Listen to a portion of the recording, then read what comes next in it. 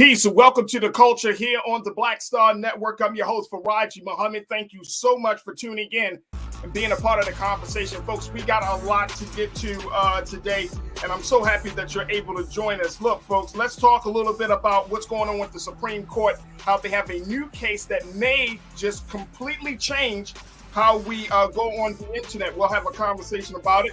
Also, we got to talk about healing from trauma and how we have a trauma specialist to give us some insight on what we can do to get past our pain.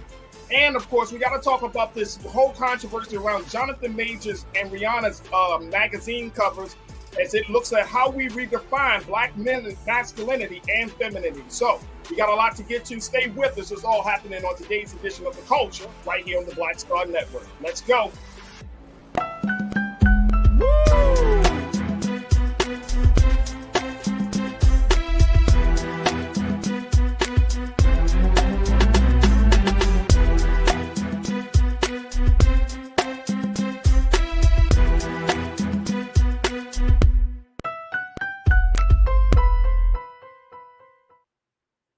Folks, welcome to The Culture here on the Black Star Network. I'm your host, Farajii Muhammad. Thank you so much for tuning in. First and foremost, happy Wednesday, folks. Happy Wednesday. So happy to join us. Oh, man, big shout out to the crew. We're going to get into some great conversations. So get ready to throw y'all comments into the chat as we have these big discussions. But you know how we do on Wednesdays. We go in on Wednesdays. And so I'm very excited to have my partner on Wednesdays, my sister. She is an attorney. She is also the TV host. She hosts her own show called Suzette Speaks on YouTube. And I'm always happy to have her join me for these big conversations on Wednesday to get me through my week. My sister, Suzette Speaks. Suzette, good afternoon. How you feeling? Hey, Culture Crew. Hey, Farajii. Thanks for having me. Always good to be here on Wednesdays. Really enjoying it. So I'm looking forward to today's conversation. Absolutely. All right, so we had to bring you in, especially I had to have you to kind of get your take and insight on this first story, which is around the big case that the Supreme Court is actually trying to review. This is a case that many people probably don't even know is happening, but this is a case that really gets to the heart of how if certain sites, certain social media platforms, should they be held responsible for people's actions, especially when they have, when they posting something that is, hate oriented, when they posting something of violence and something actually happens in real life, in real time. Should these social media and so should these, search engines and other websites be responsible? So this is a case that is rooted in this one law called the Section 230 of the Communications Decency Act. And folks, I want to share this with you very quickly.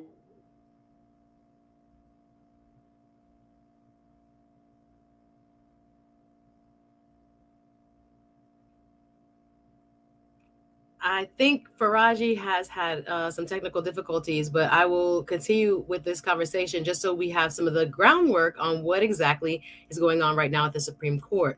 Now, the baseline is there is a young lady's family who has brought a case before the Supreme Court based on her being killed during the terrorist attack that took place in Paris in 2015. Now, during that attack, unfortunately, some Al-Qaeda operatives took over the city, and basically she was the one American, unfortunately, that was killed at that time. So these individuals that were charged were found guilty in a court of law in France. But however, the family has now brought a case before the U.S. Supreme Court in order to see if internet platforms such as YouTube, Twitter, Instagram, etc., will now be held liable, not only because this act, Section 230, has protected them for the last 25 years, it has given them free reign to just serve as a host. Well, the family is arguing that the internet providers, the social media platforms, are actually making recommendations, and it's the recommendations piece that they are bringing forward to argue that, unfortunately, these Al-Qaeda operatives were actually radicalized by what was recommended to them vis-a-vis an algorithm by these platforms. So their main argument is that Section 230 is silent about recommendations, right? Because the internet has evolved so much since 1996 when this law came into being. And this law has never been amended or edited since. So this is the first time the Supreme Court is taking up this piece of legislation.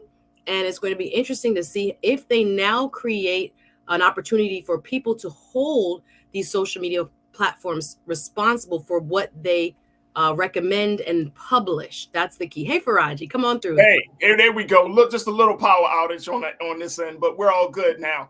But you're absolutely right. Hold these social media spaces responsible. Now, here's my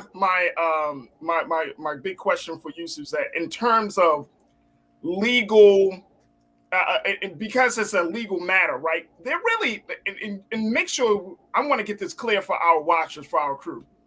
There aren't a lot of laws on the books, as far as we know, to really, quote unquote, regulate social media, to regulate the internet, outside of this big piece of Section 230, where this is about how we interact on these spaces. But I'm saying there aren't laws like to penalize websites, social media sites, and other platforms online if they consider to kind of step out of bounds, if they add to something, right? Am I clear on that? This is the major, basically, people will call this colloquially the law that created the internet, right? The internet, the way we know it right now, as free speech, where no host of information has ever been liable for what some user has published. Now, the family is asking the court to consider recommendations by these social media platforms as a form of publication, that they are in fact promoting to you now speech that is violent, that they knowingly, and that's the question actually it will hinge upon, whether they know that speech exists, because remember, there are hundreds of millions of publications every single day on each of these platforms. Will they now have to do the work in terms of understanding what can be deemed dangerous, what is defamatory, what is false, and ultimately, will they now be responsible for recommending said, dangerous, violent, false articles, or whatever means that the person publishes, whether it's on Instagram, whether it's on Twitter, whether it's on Facebook, any of them, if they are now going to now be held to a higher standard in terms of limiting what can be placed on their platform. Absolutely. I want to share with folks what has been already reported about this whole case, folks. And again, you may not hear about this. This is not mainstream. It's mainstream because the New York Times have talked about it, but it's not to the forefront of our psyches. And here's what the New York Times reported about this piece. Take a look at this, that the federal law at issue in the case, Section 230 of the Communications Decency Act, shields online platforms from lawsuits over what their users post and the platform's decision to take content down. Limiting the sweep of the law could expose the platforms to lawsuits claiming they had steered people to post in videos that promote extremism, advocate violence, harm reputations, and cause emotional distress. The case comes as developments in cutting-edge artificial intelligence products raise profound new questions about whether old laws, Section 230 was enacted in 96, can keep up with rapidly changing technology. And just in that piece, Suzette, I'm thinking of a couple of different platforms. I'm thinking of Twitter, what happened with Donald Trump and how that whole situation went down. I'm thinking of YouTube, and how, if you start to look at one video, the recommended videos start to come up on the screen as well. And that way you can go further on. I mean, all of these platforms, are kind of in this position where we do have to ask our culture. And this is also, there's like a double-edged sword, because as much as we want to be critical of these platforms, people are making monies off these platforms. Folks are sharing real valuable information, like you on your show, my show here, of course, Black Star Network, we're digital space. So it's like you want to make sure that you keep the crazies out and keep the crazies off, but you don't want to destroy the platform, or you don't want to make it to the point where we're kind of going into a whole different space, which is what you see in some other countries where the government oversees social media. Absolutely. And not independent companies. Absolutely, Farajii. I'm so happy we're having the discussion because it has this type of far-reaching implication. This is revolutionary in terms of if the justices side with the Gonzalez family. Now, if we are thinking about what the social media companies are arguing, it's kind of similar to what you're bringing up in the interest of free speech. We would not have the same internet at all. And what Google, who is the defendant in the case, is arguing is that this experience called the internet is a curated experience, which is you would have a totally different user kind of interface where random things would come to you. It basically would ruin the experience, and it may quell the free speech interests of why the internet exists in the first place, which is to share unbridled information. But we know with that open door, it has allowed, people who have also had nefarious causes to also have full expression and recruit and train and basically become quite popularized through these platforms. So the Gonzalez's are trying to get the Supreme Court to open the courthouse door to others who have been injured by what they argue is the curation. No, you stop becoming just a host when you start recommending to people, and unfortunately what you're recommending to them oftentimes is untrue, is violent in nature, and you can stop it. You in fact should know about this and should stop it. So it really would change the face of the internet as we know it. We got to take a quick pause. When we come forward, we'll continue the conversation. Of course, crew, I want to hear your take on this. I'm going to share with you what a little bit of the justices had to say around this issue, because guess what? There is no precedent. There is no reference point as to how the justices should move forward. I'm going to share with you where they start to even realize that the big mountain that they have to climb in dealing with this issue. So we're going to just get further into the conversation. I want to hear from you. Post your comments and stay with us. We got more conversation for you right here on The Culture, here on the Black Star Network.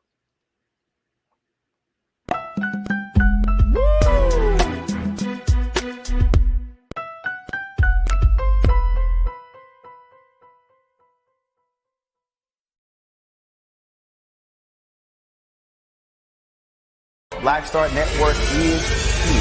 Oh, no punch! I'm real revolutionary right now. Thank you for being the voice of Black America. All momentum we have now, we have to keep this going. The video looks phenomenal. See, there's a difference between Black Star Network and black-owned media and something like CNN. You can't be black-owned media and be scared. It's time to be smart. Bring your eyeballs home. You dig?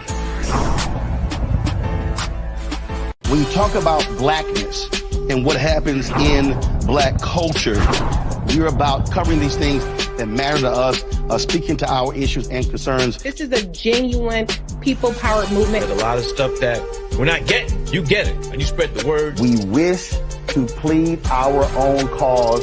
Too long have others spoken for us. We cannot tell our own story if we can't pay for it. This is about covering us. Invest in black-owned media. Your dollars matter. We don't have to keep asking them to cover our stuff. So please support us in what we do, folks. We want to hit 2,000 people, $50 this month, raise $100,000. We're behind 100,000, so we want to hit that. Y'all money makes this possible. Check some money orders. Go to P.O. Box 57196, Washington, D.C. 20037-0196. The Cash App is $RM Unfiltered. PayPal is R Martin Unfiltered. Venmo is RM Unfiltered. Zelle is Roland at RolandSMartin.com.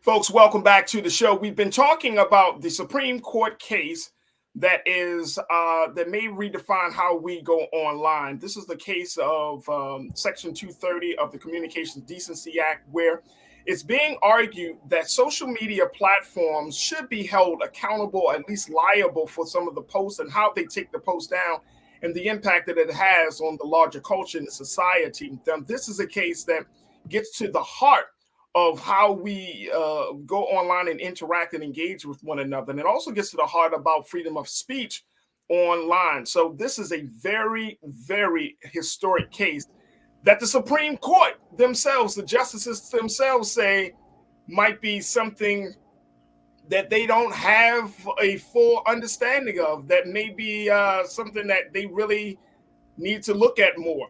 I want to bring in our sister who is Suzette Speaks, who's an attorney out of Florida, as well as a TV host. And I'm saying that because, Suzette, the Supreme Court, they were like kind of making jokes throughout. I mean, according to the reports, they were just like, I think, and I forgot which justice said it, but she made the point, like, you're not talking to experts of technology here. We're not non-experts of technology. Like, this is kind of like out of the realm of what we normally have to consider. But there was a quote that I thought just kind of spoke volumes about where we are in this whole situation. And it was a quote that was made by Justice Kagan. She said, in speaking about Section 230, she said this was a pre-algorithm statute in a post-algorithm world. Absolutely. Absolutely. So we're talking about a statute that was created in 1996 around decency and how we communicate. 1996, folks, if you were born in 1996, you know what I'm saying? Like, we're almost literally 30 years, we're 3 years shy of when that statute was created. And it still serves as the guidance point for how we interact online. But look at how far technology has gone since 96 to 2023. Look at what has happened. Look at the impact, the influence. We got to look at, of course, what happened with January the 6th. We got to look at what has happened in other parts of the world with TikTok, Twitter, and other social media platforms have played pivotal roles in creating, and starting wars, creating rebellions in some places, revolutions in others. I mean, there has been a totally different change. What do you think the Supreme Court is going to do with this? Well, it's difficult to say, Farajii. First and foremost, it shows that they're interested in taking up the issue, the fact that they accepted the case in the first place, because the Supreme Court can pick and choose which cases it allows to come before it. That's very true. I think also what they may have to do, and it's hard to say, but just taking an educated guess, I would say they might come up with some sort of rule-based tests, a standard for a case-by-case basis if they do open the door. So if they rule in favor of the plaintiff, which is the Gonzalez family, to say, yes, there is some sort of responsibility to which each of these social media platforms does owe the user who is harmed by a recommendation they have made.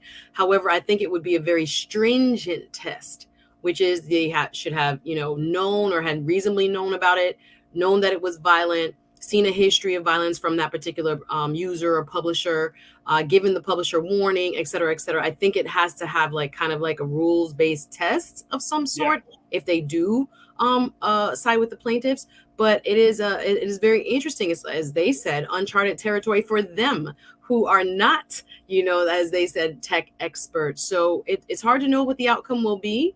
But if it's in favor of the plaintiff, maybe there'll be some kind of narrow ruling to which each now of these platforms will have to adhere and create new guidelines for their algorithms if they're even able to use them at all. So it's very hard to say what the outcome will be, but that's a possibility. Absolutely. Let me go to the crew because folks are checking in. Lana, you co-posted and kicking us off this afternoon. My sister, you said we must stop expecting these platforms to tell us what we can or cannot say. Think about it. The only views muted are Black voices. Not really. It's not just we're certainly muted, but just muted in terms of popular culture. I think there's a lot of push against those who stand against quote unquote popular culture. You don't get a lot of play, but Black voices definitely. If the voices are coming across too strong, you're going to see something that. So I agree with you there. Go ahead. If I may, Farajii, this is why we have such a disparity on who goes viral. And this will go to some of the topics we're going to talk about later on in the show. They can pick and choose. Some who have been on the inside of these companies have said there are literal buttons that they can choose which content creators go viral. So what we get in terms of their curation of our news is what you just brought up, the January 6th disparity of the two or many Americas that we live in. The news feed that you were given, Farajii, that I am given, that the guy in the middle of the country is given, are all different. They're all tailored to what your algorithm thinks you want to know or want to know more about. So we are not in a world where everyone is dealing with the same set of facts, which is a huge problem. The divisions of our country are really kind of originating from this algorithm. So even if it's less Black voices here or there, it's actually only voices that you want to hear and that they think you should hear, which is, I think, is a real dangerous premises around why we are not as unified as a country and why they should be regulated to some degree or another. Absolutely. Karen, you said if Section 230 is amended, holding social media platforms liable, they would be required to carry general liability insurance to ensure losses resulting from bodily injury, personal injury, or death. Karen has been working in the insurance industry for years. So that is another part of the conversation that we really need to have. Like, if somebody is harmed or someone is killed as a result of some type of wording or exchange on social media, now you got to get into that space of having some level of general liability insurance. And that can cost from millions of dollars just for an individual. So it's billions of dollars for companies. I was about to open up a new office in a new area of practice because think about it. Everybody is curated their type of, desired material according to the algorithm every single day. So it's not just about like something that you read. You are constantly being fed. In the case of the Gonzaleses, the Al Qaeda information, what is going on, how terrible, things are in Paris, and, all about jihad as they think of it, and all those things constantly, it's radicalizing them, right? If they sat at their home without internet, they would not have access to this. So they're saying there should be some degree of culpability, whether they're going to rule in that favor, and therefore they'll have to be insured, et cetera, et cetera. I just know it's about to be crazy in terms of the legal practice, because there are a lot of people that have been harmed, as we could possibly argue, due to what the social media companies are allowing the algorithms to control. Absolutely. Get one final comment here. This is from my sister, Janelle, who makes a great point. She said, people take license, Suzette, with free speech, forgetting that constitutional protections only applies to situations where the federal government tries to restrict what you communicate. Private businesses need to watch out.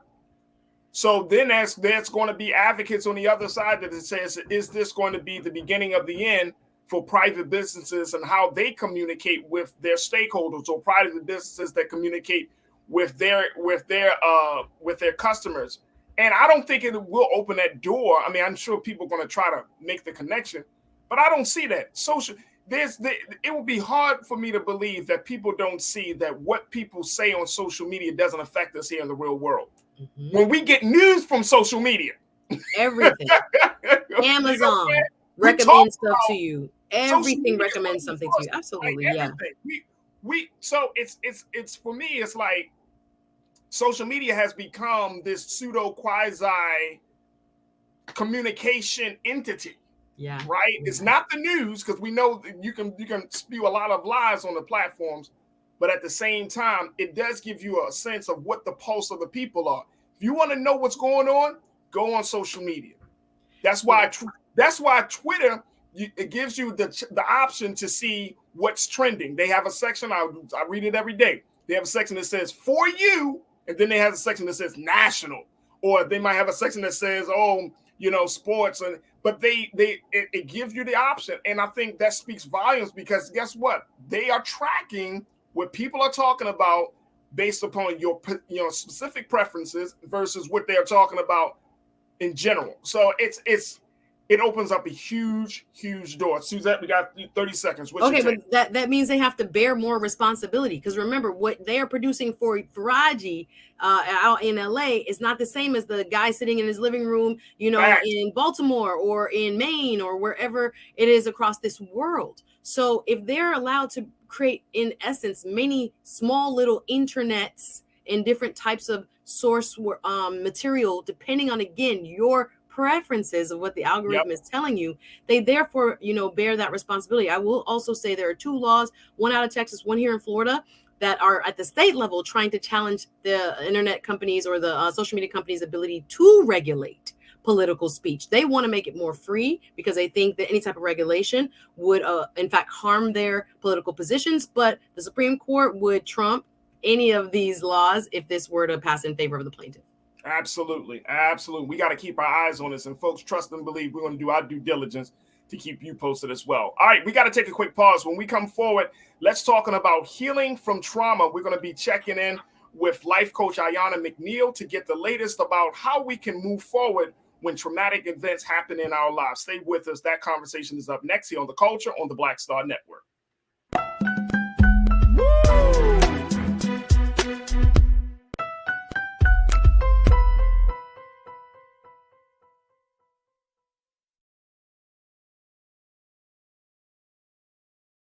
Hatred on the streets, a horrific scene, a white nationalist rally that descended into deadly violence.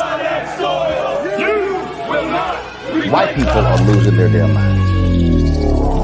As an angry pro-Trump mob storms the U.S. Capitol, We're about to see the rise of what I call white minority resistance. We have seen white folks in this country who simply cannot tolerate black folks voting. I think what we're seeing is the inevitable result of violent denial. This is part of American history. Every time that people of color have made progress, whether real or symbolic, there has been what Carol Anderson at Emory University calls white rage as a backlash. This is the rise of the Proud Boys and the Boogaloo Boys. America, there's going to be more of this. Here's all the Proud Boys, guys. This country is getting increasingly racist in its behaviors and its attitudes because of the fear of white people. The fear that they're taking our jobs, they're taking our resources, they're taking our women. This is white fear.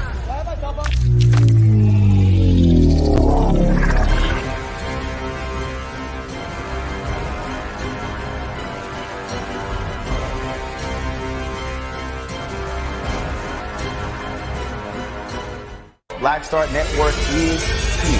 Oh, no punch! I'm real revolutionary right now. Thank you for being the voice of Black America. All momentum we have now, we have to keep this going. The video looks phenomenal. See, this difference between Black Star Network and black-owned media and something like CNN. You can't be black-owned media and be scared. It's time to be smart. Bring your eyeballs home. You dig?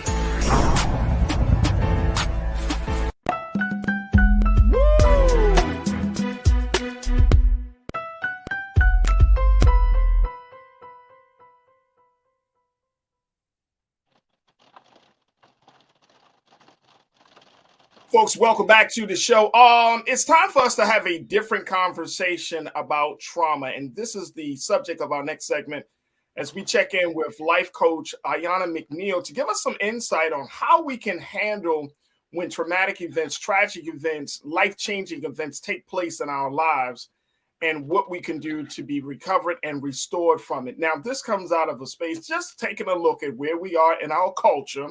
And I want to bring my Suzette back into the conversation because I look at Suzette's show, and Suzette, they often talk about, y'all on your show, Suzette, you often talk about like when life-changing events, when you're talking about, changing jobs, and or when you're talking about, relationships, the relationship status change, life-changing events, and there is so much that's attached to those changes.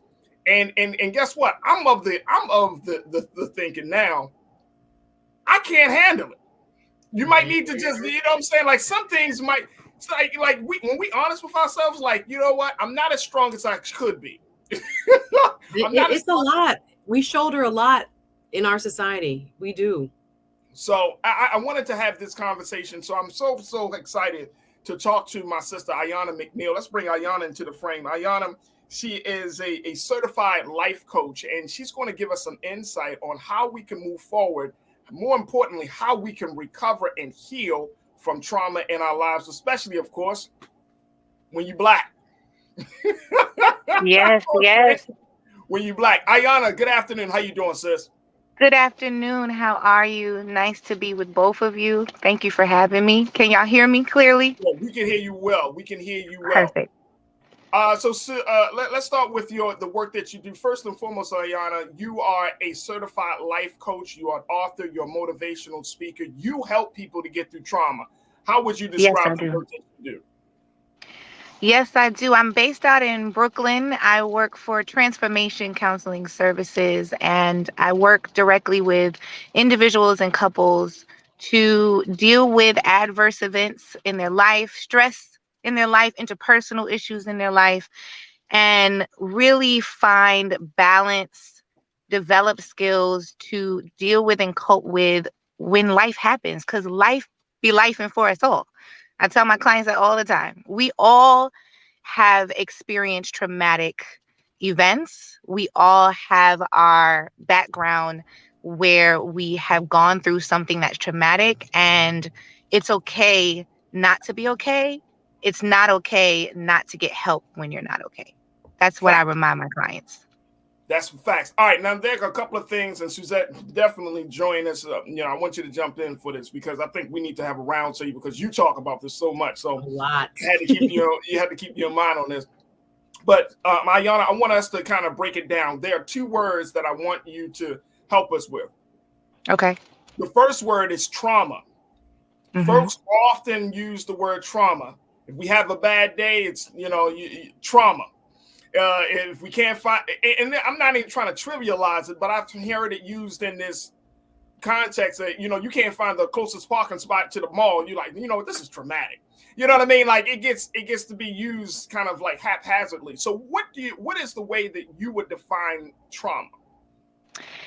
Well, trauma is defined in the dictionary as a distressing, stressful event. And so that's very general. And it might be traumatic for somebody not to find that closest parking spot next to the mall.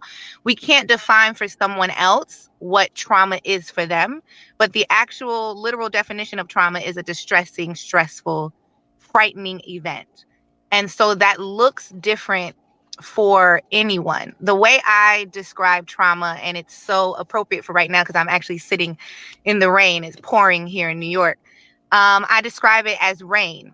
And I say, when you go outside in the rain, you're bound to get wet. So trauma is the rain. It will fall on everyone in different ways. It might be light, it might be heavy, it might be a downpour, it might be a sprinkle. We will all experience trauma very differently. And the things that we shield ourselves from the rain are different tools, different support systems, such as therapy, such as coping skills, such as supportive network of people you love and trust. Those are our umbrellas, our raincoats, and our rain boots that shield us from being drenched in the rain. But trauma is like rain. It will fall on everyone at some point. Trauma is like rain. Suzette, what's your take?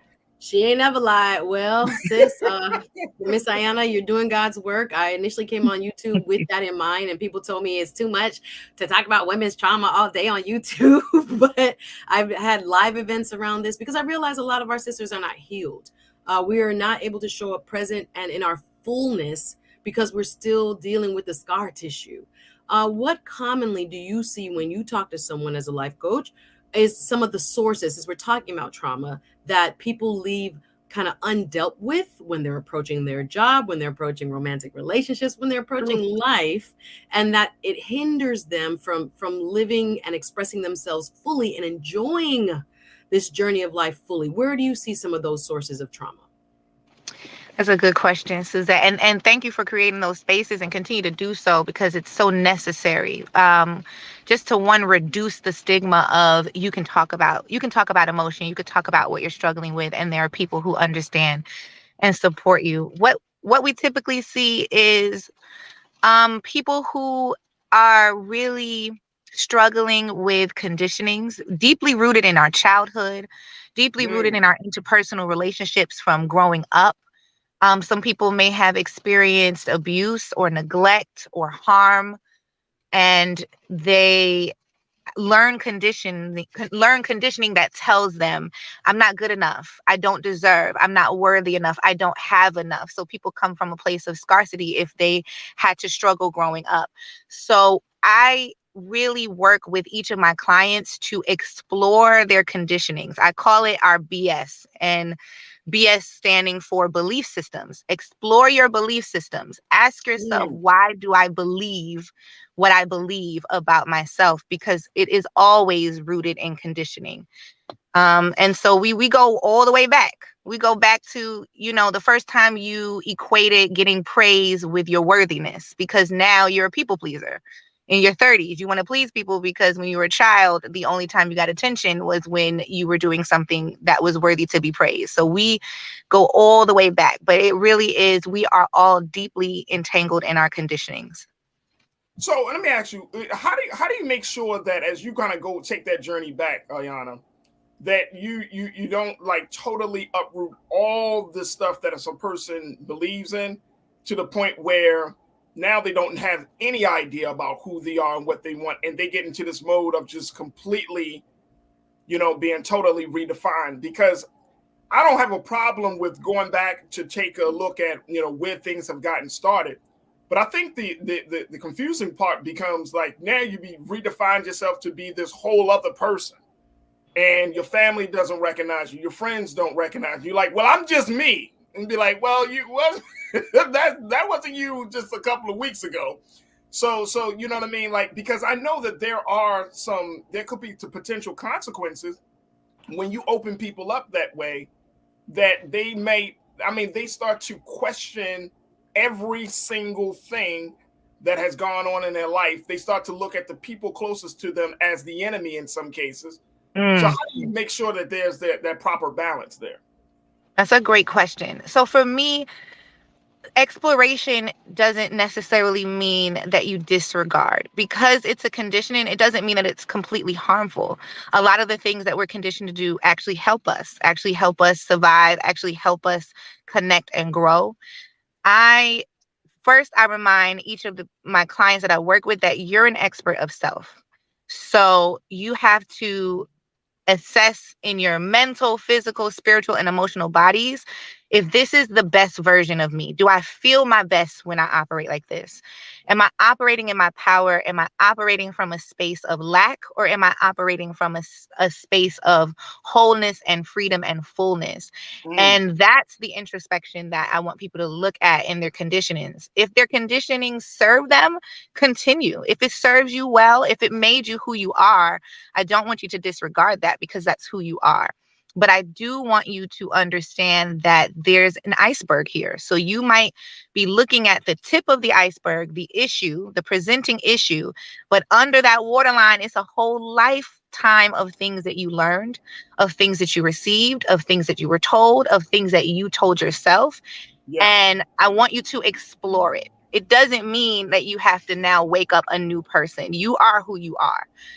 Your belief systems made you who you are. So you can't disregard that. Your family, your upbringing, all of the things that make you who you are a part of your journey. But if they hinder you and they stop you and they deplete you, it's okay to explore it and shift. It is okay. Let me, Suzanne. I'm going to fair. I feel like I'm just about to lay down on the bench right here. Listen, she doing work here. She doing work. Let's go. Somebody gonna get healed. Somebody gonna be healed. My sister Queen Chia Soto, you checked in. You said nice breakdown. Talking to you, Ayana, saying nice breakdown of trauma. She said she works in a trauma-informed community, and this is so very helpful. I thank you all. Queen Chia, thank you so much for checking in and tuning in. I'm glad that you found that to be helpful. My sister Shalinda checked in and says, we have trauma in our DNA as melanated people. Absolutely. That's true. That's true. Here's the thing about this, and we got to take a quick pause, but Shalinda, I appreciate you for bringing that up, because I already know I'm Black. I already know what the challenges are in America as being a Black man and all of that. I already get that. I'm trying to heal from this trauma, though. I don't need to heal from the world not accepting my Blackness. I'm trying to heal from the trauma of the world and not accepting my Blackness, right? Like I feel like those are two different things. And when we come forward, Ayana, I would love to get your take on that, because, I know people say because we Black. I get all that. But just even though we're Black, we still do have other trauma outside of our Blackness. Absolutely. You know what I'm saying? Going deep. So absolutely. Yeah. How do we get to that part? I know I'm Black. I got you. I hear you. I synced it. But how do we get to healing from the childhood stuff? How did we get to healing from feeling rejected in a relationship? How that's the stuff I want to talk about. So we're going to continue the conversation on the other side, folks, with Ayanna McNeil, who is a certified life coach, my sister Suzette, and of course with you. Stay with us. It's The Culture here on the Black Star Network.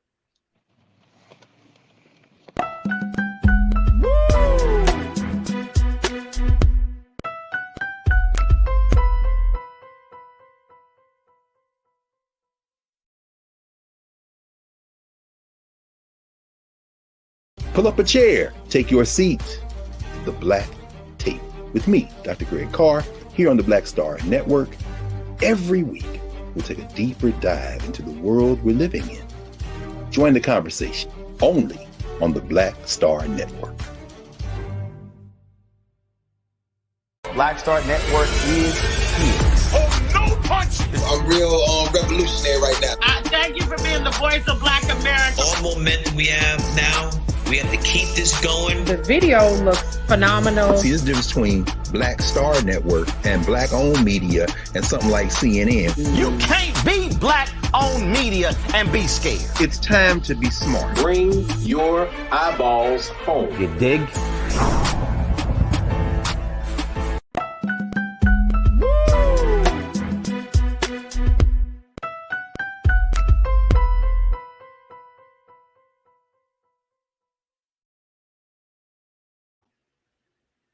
Folks, welcome back to the show. We've been talking to certified life coach Ayanna McNeil, who is an author, motivational speaker, talking about healing from trauma.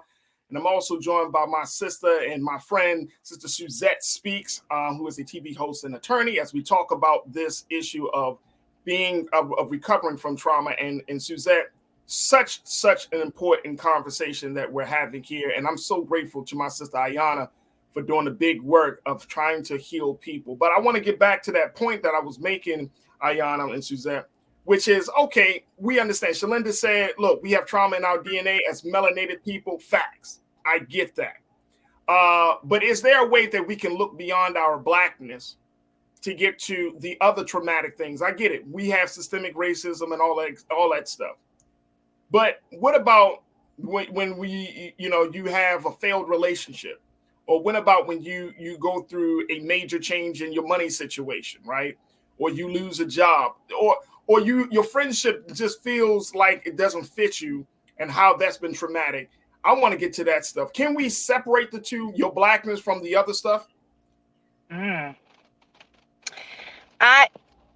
I'm on the page of I can't separate my blackness from anything that I do. And that's just my personal opinion. However, I'm not saying that because I want to be somebody else. I'm saying the issues of your blackness, does that play into your failed relationship with, say, your black significant other? No, not necessarily. We understand that we live in a society that attacks us for our blackness, and we have to navigate those systems and navigate those challenges. But that doesn't mean that all of the trauma we experience, all of the adverse experience we have is rooted in white supremacy and rooted in a system that attacks our blackness. So with that being said, there are things that you will experience. There are traumas that you will experience. There are adverse life experiences that you will experience that is not dictated on your blackness. It's not contingent on being black. Right. However, in a world and in society, you need spaces that affirm your blackness and keep you safe as you work on your healing journey. And so finding providers that can acknowledge you in your blackness and as a human and as a person is important. Finding someone who will, if they don't understand our language and our flavor and our style, they want to learn, they want to expand in their knowledge so that they can best serve you as the clinician or the help that they are. But finding spaces that affirm your blackness, I think, is very important in the therapeutic process. Mm-hmm. But it isn't contingent on getting help because you're black. Like everybody needs support. Like I said, trauma is rain. So it doesn't just fall on black folks. It falls on everybody. Rain falls on everyone. If you walk outside right now, you're going to get wet because it's raining. So you need to find things that will shield you from being drenched in your trauma. And that is not dependent on whether or not you're Black or not. The reason I'm bringing up, and I want to make it clear the spirit in which I'm saying this, and Suzette, I'd love to get your take on this too, is that I think sometimes we use our Blackness as a scapegoat for not doing the hard work of wanting to be better, right? Like some of us just like, no, this is the way I am. This is the way I am. But we also, it's okay to be better. You know what I'm saying? Like just because you're Black, that's beautiful. That's wonderful. But at the same time, are you a healed Black person? Are you a whole Black person, right? Yeah. Versus just saying, oh, I'm Black. And therefore I'm all good. And I think sometimes we kind of lean on that a little bit. And I know I'm stepping on some folks' toes, but it's just like I want us to get to a better place of healing and wholeness. And so I don't want that to be a thing where it's like, oh man, because the system and the white man and bop, bop, bop, and all of this stuff, especially when you're looking at the male-female relationships or even within the same-sex relationships, the various dynamics of those relationships. And you can be like, as a Black man, I can be like, well, the man got his foot on my neck, therefore that's why I'm acting a certain way. And you be like, and as the Black woman, y'all looking at us like, Farajii, I just want to throw in there that we have to acknowledge that dysfunction is dysfunction regardless of race. Yes. We are not acting a certain way because we are Black. We are acting dysfunctionally. And we have to separate or learn to acknowledge that some of us grew up in circumstances where it was just dysfunctional. And sometimes we attribute it to our culture, but oftentimes there were people who raised us and people that we grew up with that also too had trauma and also grew up in dysfunction. So sometimes we need the help of people like Ayana or a psychologist, counselor, licensed family, marriage counselors, whatever we can get our hands on. And I wanted to ask Ayana about where we need to start, because oftentimes we're so busy trying to help ourselves survive, Black women and Black men helping others, that we neglect to see where we are not implementing useful, what you call it, BS, belief systems, mindsets, and dysfunction. And we're calling it, well, that's how we grew up. Well, that's what we always done. That's what we learned from maybe mom, dad, grandma, them. But it doesn't mean it is functional, as in it's not serving you. It's not serving your family now, your kids, and the next generation. So how do we learn to separate what I think, Farajii, on a kind of piggybacking on what you just said, is kind of an extension of what we're excusing as culture, and it is truly actually dysfunction. Great point. Thank you. That's why you're the lawyer, Suzette. You broke that down brilliantly. Dysfunction is just that. It's dysfunction, and it doesn't have a name or race to it. And so I think where we start is getting tired of the dysfunction, getting uncomfortable enough with the dysfunction to want to explore that there is something different. And that's different for every person, because there has to be a willingness to realize this doesn't work for me anymore. This doesn't feel good mentally. This doesn't feel good physically, spiritually, or emotionally for me. And it's not working. I am not at my best. And when you feel that way, asking for help, seeking help, talking to someone, reaching out to someone, we have to get past the stigma. I tell people, in the same way you would go to the pharmacy and get some medicine for a cold, it's okay to seek help when you're not feeling your best emotionally or mentally. It's still the same health. And it really is coming to a point where you kind of hit that wall of, I don't like how I feel in this dysfunction anymore. But dysfunction, like you said, it falls on everybody, and realizing that what we learned, what we were told, what we told ourselves might not be for our best selves. Absolutely. I want to get to the other part of my other word.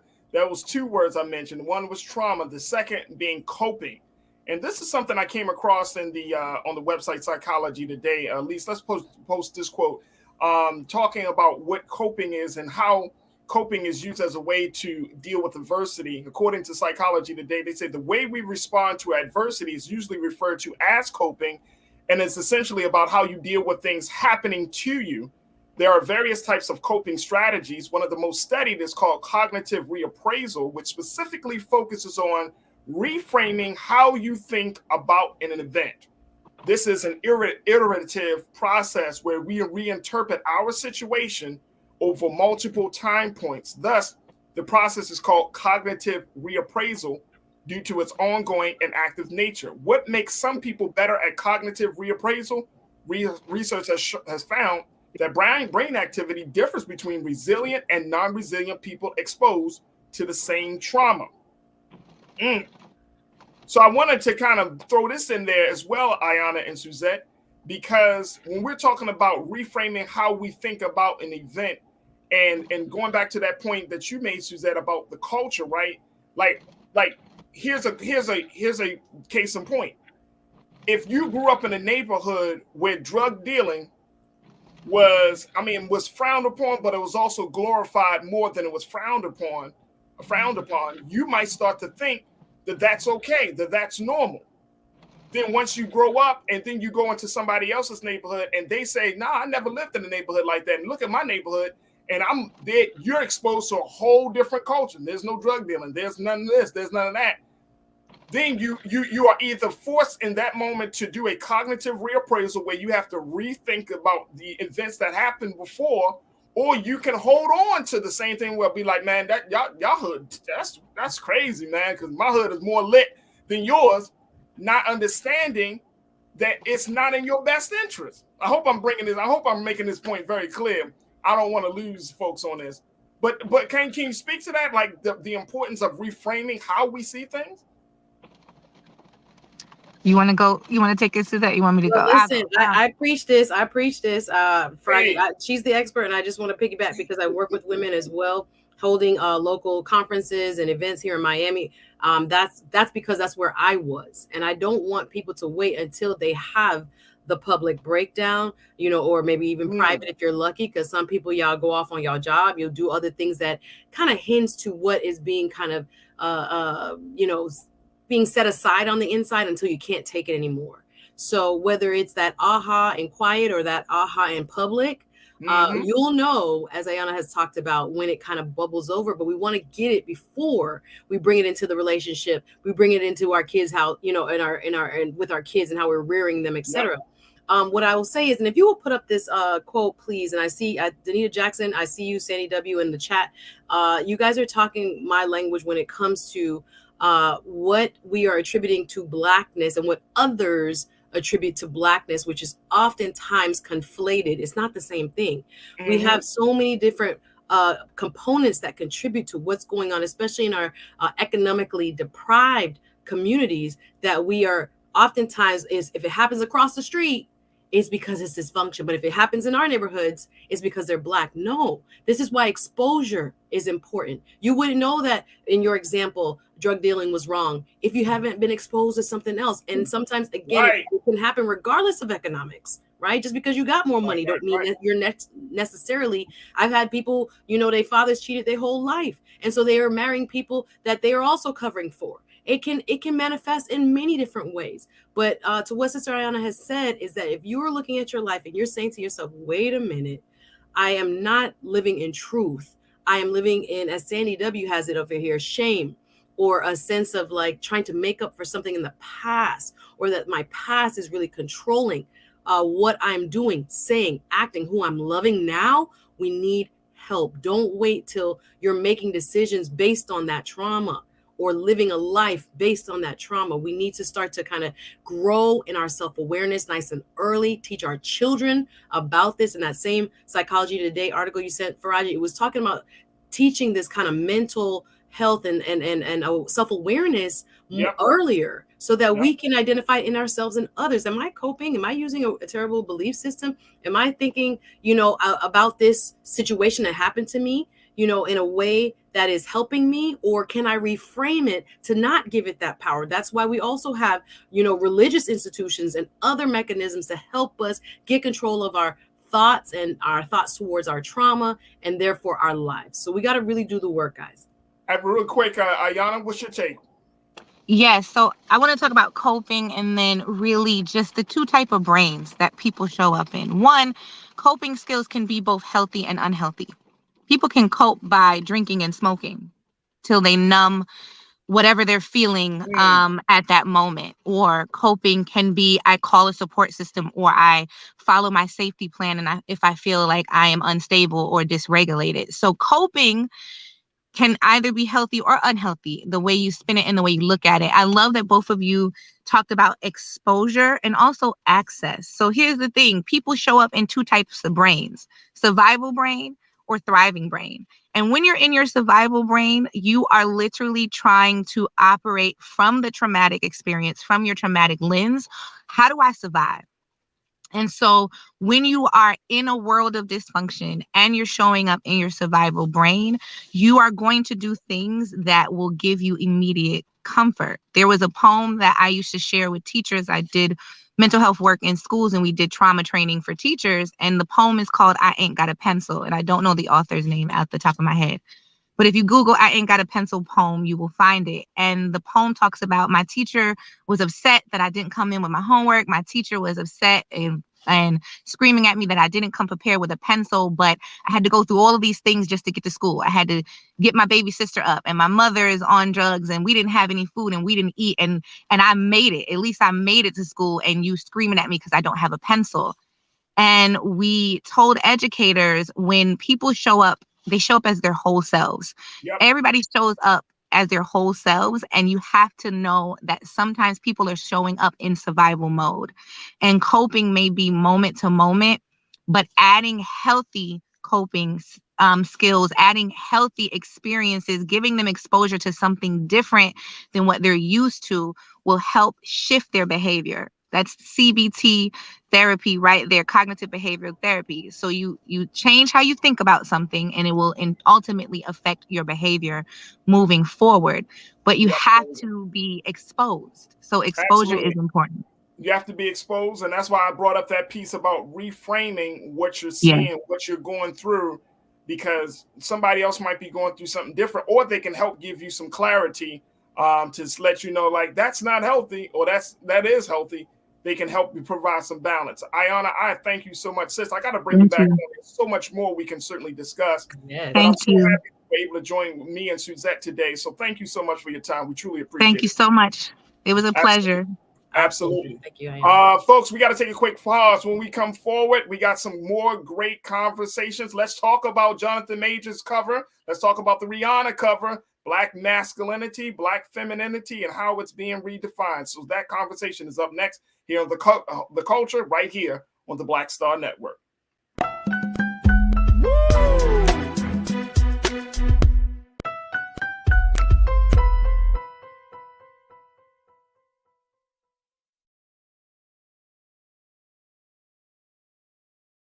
I'm Deborah Owens, America's Wealth Coach, and my new show, Get Wealthy, focuses on the things that your financial advisor and bank isn't telling you, but you absolutely need to know. So watch Get Wealthy on the Black Star Network.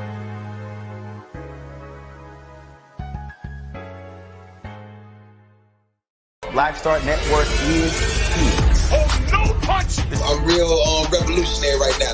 Thank you for being the voice of Black America. All momentum we have now, we have to keep this going. The video looks phenomenal. See, there's a difference between Black Star Network and Black-owned media and something like CNN. You can't be Black-owned media and be scared. It's time to be smart. Bring your eyeballs home. You dig?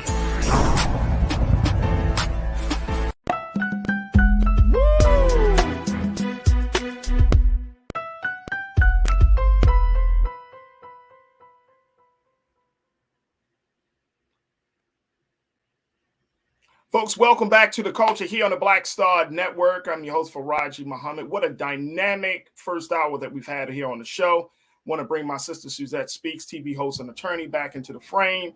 I love having conversations about trauma, healing, and all that good stuff, Suzette. I think it's so necessary, and I'm grateful that we have the platform here to do it. I'm serious. I am serious. When you know, when the opportunity came up for us to talk to Ayana, I was like, I know what day I have to put her on. Wednesday.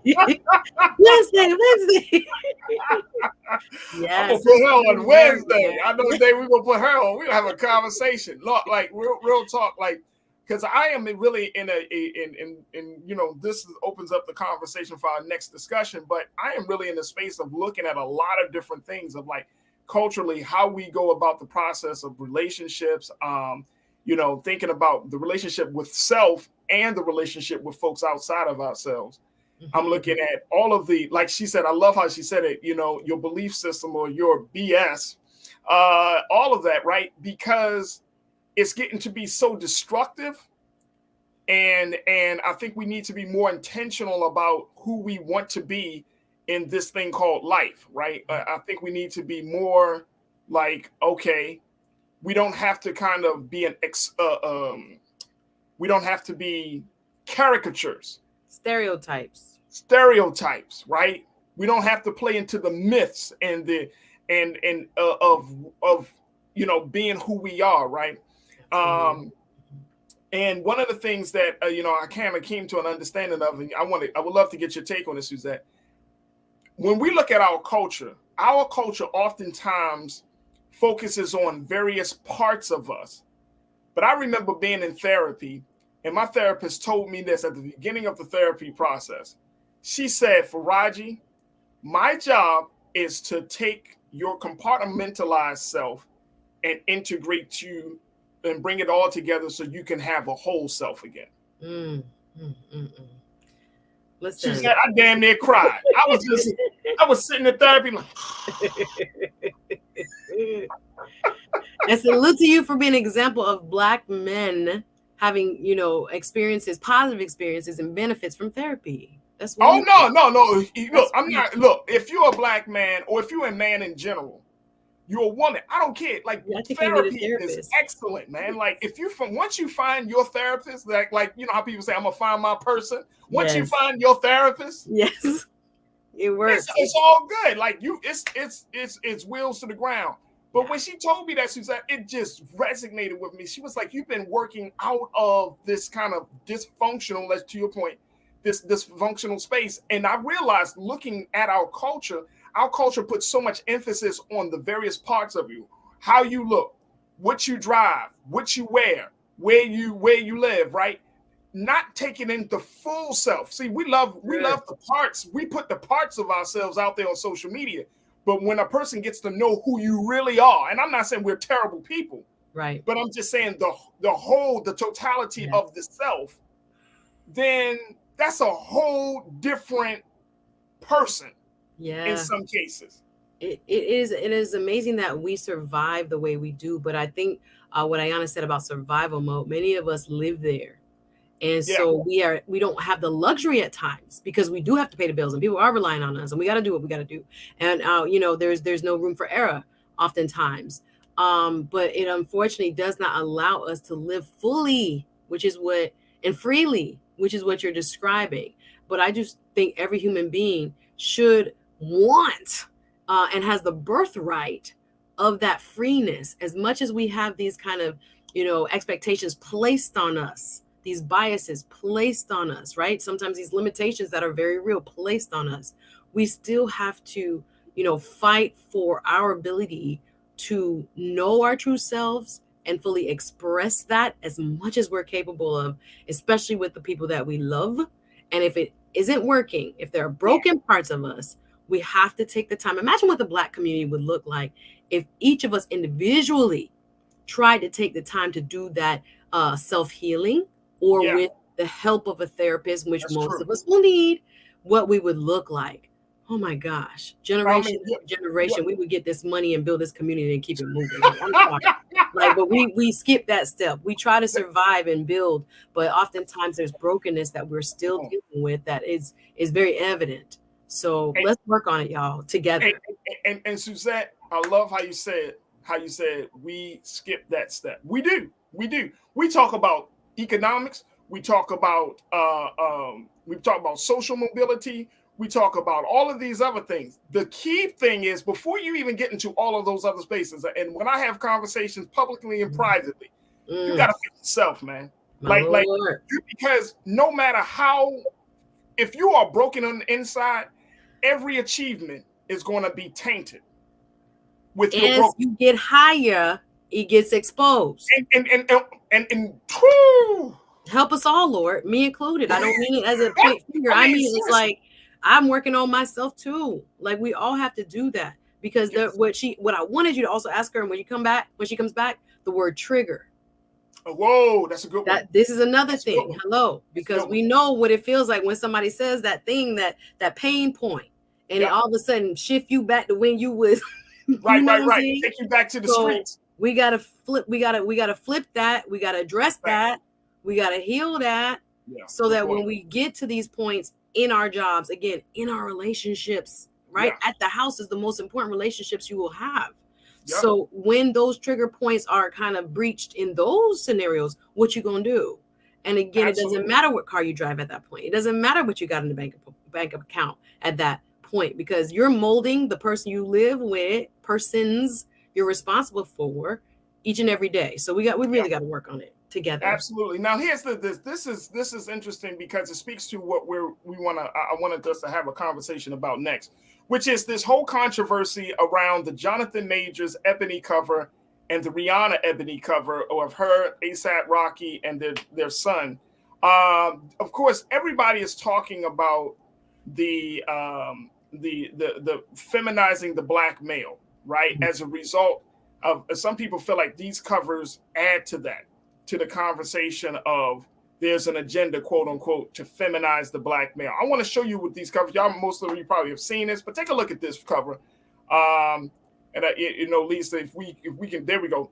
This is Jonathan Majors, major action star. I saw him just in Ant-Man Wasp movie this past weekend. He was in that. He's had a phenomenal year. He was in Jay-Z, the movie that Jay-Z produced, that Black Western. He's been in, of course, he's been in The Wasp. He's in Creed 3, which is coming up in a couple of days, in a couple of weeks. I mean, he's a rising star, black rising star. People are saying he's going to be like the new it guy, but he's on the cover of a black magazine with this presentation, right? So I want to start with Jonathan Majors, and then we'll look at the Rihanna piece, right? And because there's been a lot of conversation, and I wanted to have this conversation specifically with you, Suzette, because to get us to have a let's go. Y'all mad? People are really upset. Y'all mad about the cover? Let's go. Hey, at least let's show the cover again. Ooh-wee. And look, the dude look like he about to whip your ass. Yo, listen, first of all, Jonathan Majors is so talented. Let's start there. Not only is he physically ripped, but his body of work. He as an actor, not as he physically whipped, but his body, going back to his body. We gonna call the man, he a handsome man, but we also gonna respect his work. Oh my goodness, his breath from the civil rights era pieces to now Apollo Creed's or Adonis Creed, Michael B. Jordan's movie. He's like the foil on that movie. He's done so many wonderful roles. Now Marvel is having him do an extremely significant role. I just want to start with, can I just make my intention clear? Because sometimes, Farajii, I would shy away from these. We're going to have the conversation, but these kind of conversations, because I do, for me, believe there is also an agenda, oftentimes, to separate Black men from Black women. Yeah. And I want to make the intention clear that is not why I want to discuss this today, because I feel like some of it kind of gets recycled in these big stereotypes and tropes, as opposed to taking on, individuals. And again, there's so little representation that one person means so much to us. And I get that. But I want to start by saying we hear it again and again, but we're not sure that we are, even in our community, allowing Black people not to be a monolith. Let me start there. Right. Black men also, for generations now, have had to deal with the pervasive stereotypes, oftentimes negative, that are associated with Black masculinity. Angry Black man, right? Super aggressive, that he cannot show emotion. But we know, as the human beings we are, the experience as a human being oftentimes incorporates all the emotions that, both men and women can have. We can be soft at times. We can be nurturing at times. We can be upset at times, but only certain emotions are allowed within the realm of what we are calling Black masculinity. I just want to also point out, first and foremost, I do not believe there is enough coverage of the various types of Black men and Black women in existence. We see the same archetypes over and over. But as we know, and I'm just thinking about it in just what we've discussed here on this platform, Tyree Nichols was a skateboarder. We look back at other people who were blurs. I've had shows about Black nerds with a term of endearment we came up with, blurs, that love their anime. Michael B. Jordan talks about it. Love their other, all kinds of stuff. That's and true. Black people love everything from, rock and roll, which we invented, to, classics. We get pigeonholed so much so that I do believe that there can often be, in a reactionary way, something that does not permit this cover for some, because some people absolutely love the cover. But some say, because of the representation disparities in terms of the amounts and the lack thereof of many types of Black male presentation, and therefore what we're describing here as Black masculinity, people get real uncomfortable because we sitting in a space where, there's a big pizza and we got this little bitty slice. How are we using the slice? Yeah. But I push back a little bit and say we have to make room for more than one representation of Black masculinity, because the truth is more than one exists, right? We have our scholars, and again, there's so many pieces that kind of overlay economics, right? Socioeconomics, political affiliations that kind of want to keep us in a box, but we're not. We're deep, we're wide, we're broad. And I think with this cover, it is also kind of, again, triggering what many feel is actually happening in their real life, what they think is happening. I can't find a good Black man. I can't find a Black man that looks like what my expectation is. So therefore, this is a bigger agenda.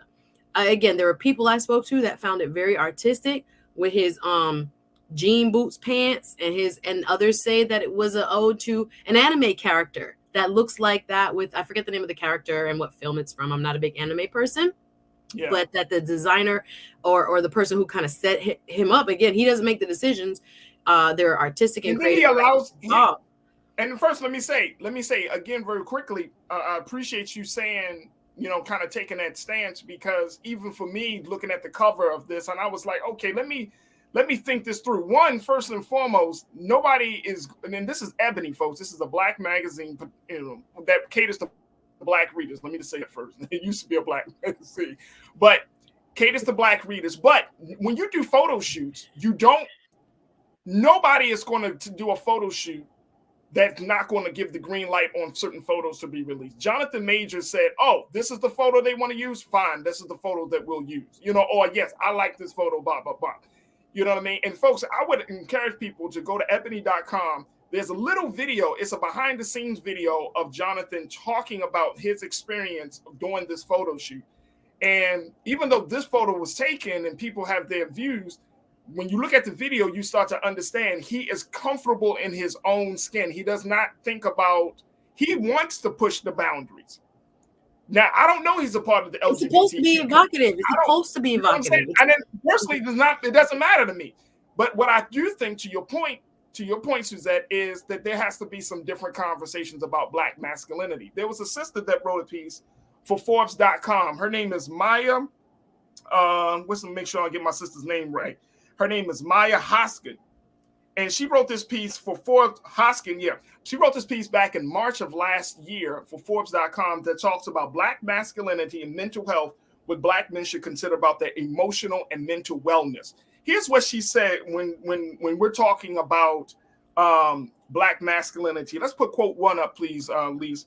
When we're looking at this, She said, traditional media portrayals of Black men haven't helped. As a study published in 2019 in the journal Psychology of Men and Masculinity explained, we have been inundated with images in film, television, and social media that depict Black men as overly masculine and in some cases aggressive and hypersexual. Open displays of emotion, on the other hand, are often frowned upon and not socially acceptable, sending a clear message to some Black men that to be accepted, they must fit a particular gender role in which strength and stoicism are mandatory. She also talks about this piece, and it's a great piece if you haven't checked it out. But one of the big things she's talking about is this, how of letting Black men be vulnerable, how this has played that this trope that you talked about, Suzette, has caged us and confined us and has not allow us to be vulnerable, to be in a space where we are comfortable in our own skin. Because my question was, how do we create a space for Black men to be vulnerable? How do you create a space where a Black man, he can be muscular, he can be tall, dark, and dashing, and handsome, and all of those things, but he still has feelings. He still has a heart. How do people gonna be mad, Farajii, because other people will see it a different way. And I see you, Lana L, on your comment, and I agree. Listen, we gotta take a break, but it's more to say to this. There are many ways to look at this. We don't all have to agree. I respect it though, sis. Yeah. Look, let's talk about it. And of course, we won't be able to get to all of the ins and outs of the Today Show, but it's just to open up. Like, are we doing enough to make Black masculinity a space of growth and evolution? Because what has happened from us? Farajii, they mad. Well, you know what? I mean, look, we and here's the thing. That's, if they're mad, that's fine, because this is part of our culture. You cannot close your eyes. It's good. You can't close your eyes and be like, man, I don't want to see that. I don't want to see that. Because but again, we're not a monolith, so people can see it however way. We're still a Black man. If I saw a Black man, I see a Black man. Exactly. We got to take a break. All right, let's take a break. Look at Suzette, man. She like Farajii. All right, let's take a quick pause when we come forward. More conversation about Black masculinity, Black femininity, and you. Stay with us. It's The Culture here on the Black Star Network.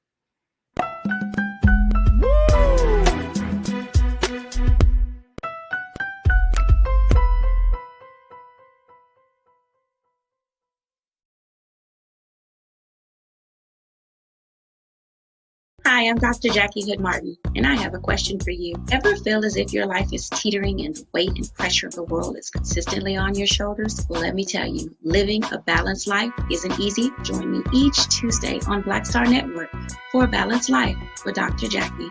We'll laugh together, cry together, pull ourselves together, and cheer each other on. So join me for new shows each Tuesday on Black Star Network, A Balanced Life with Dr. Jackie.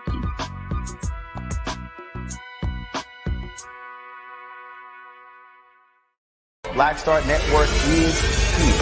Oh, no punch! I'm real revolutionary right now. Thank you for being the voice of Black America. All momentum we have now, we have to keep this going. The video looks phenomenal. See, there's a difference between Black Star Network and Black-owned media and something like CNN. You can't be Black-owned media and be scared. It's time to be smart. Bring your eyeballs home. You dig?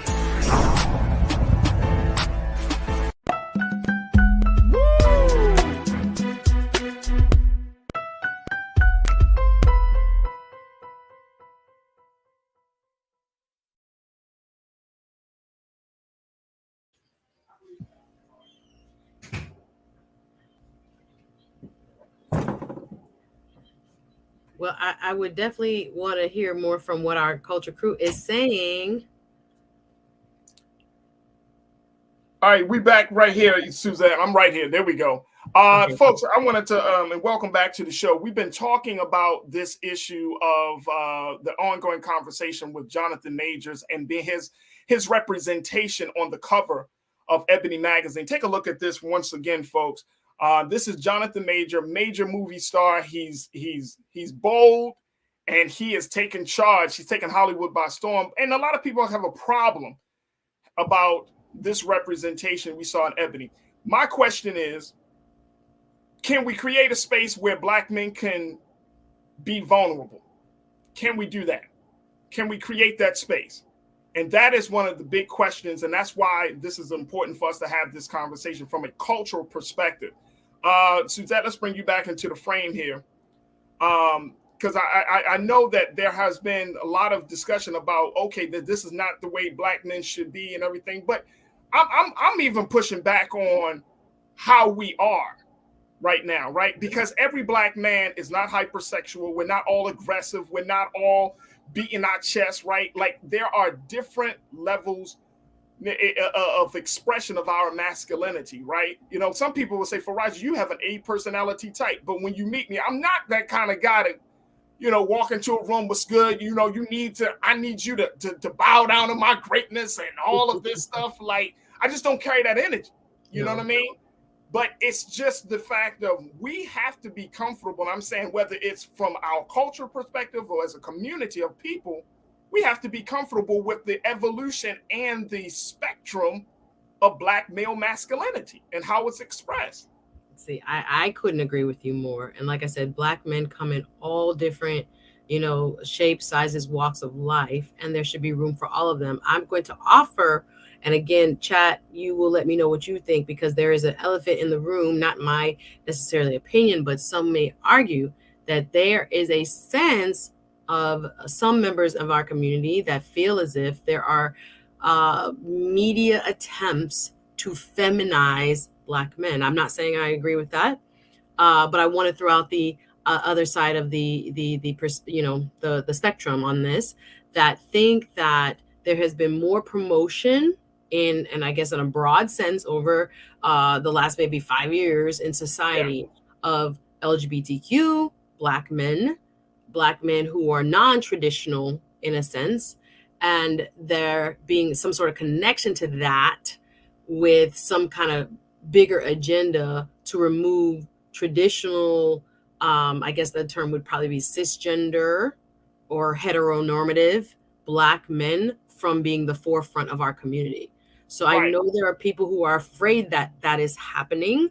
I'm not necessarily one who believes that line of thinking, but I know in conversations about this, that has come up where people will say, again, because we don't have that many big covers, and when we're in front of a magazine, it's not just us, it's everyone seeing it, that the implications here are not, again, how I may interpret it as an individual piece of art and looking at it from this is his expression or the creative director's vision, but there is a fear that there is deeper messaging or covert messaging that is trying to impact traditional Black masculinity. I recognize that. Yeah, I recognize that. But guess what?